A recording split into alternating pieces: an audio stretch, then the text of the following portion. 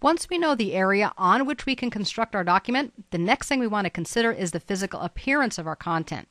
If we kind of follow our house building analogy, this is not picking out the actual tile for the bathroom or carpet for the living room or lamps. Instead, it's deciding on the general feel that we want.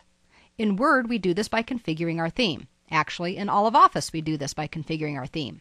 In the Office 2010 Shared Features series, we talked extensively about the fact that themes consist of three components: fonts, colors, and special effects. We can see these from the Page Layout tab on the far left side in the Themes group.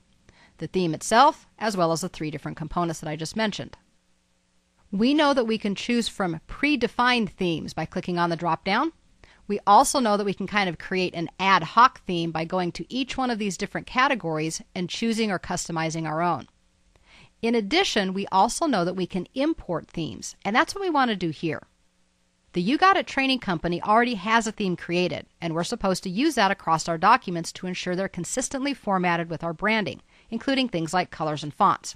So we're going to import a theme file from our Chapter 2 Project Files folder to use in this document. We do that by simply clicking on the drop-down for Themes, coming all the way down to the bottom where it says Browse for Themes, navigating to our desktop if we're not already there, going into our Project Files folder, double-clicking on Chapter 2, and there we should see something called You Got It Theme. We'll go ahead and give that a double click. Even though we can't see that anything has happened, that theme has just been applied to the document. We know that the colors have actually already been created, so they don't need to be checked, but we do want to take a look at the fonts. Here we can see that we do have the You Got It theme, which is Algerian for titles and Calibri. But what we know is Algerian is not what we want to have for this particular document.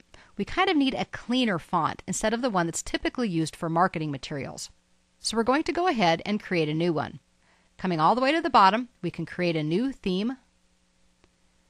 We're going to keep it very simple with both Calibri and Calibri. So we're going to have the same font for both. And we're going to call this You Got It 2.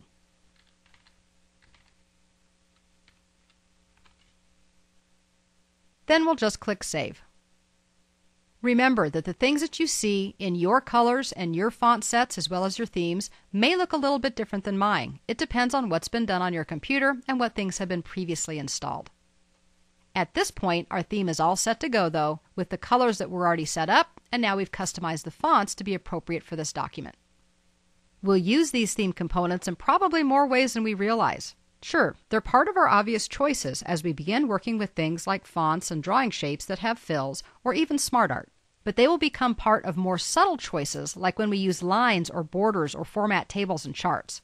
Because of this, making a good choice for your theme and its components are an important step and one that should be taken early on, at least in my opinion, so we get an accurate picture of the final output as we work.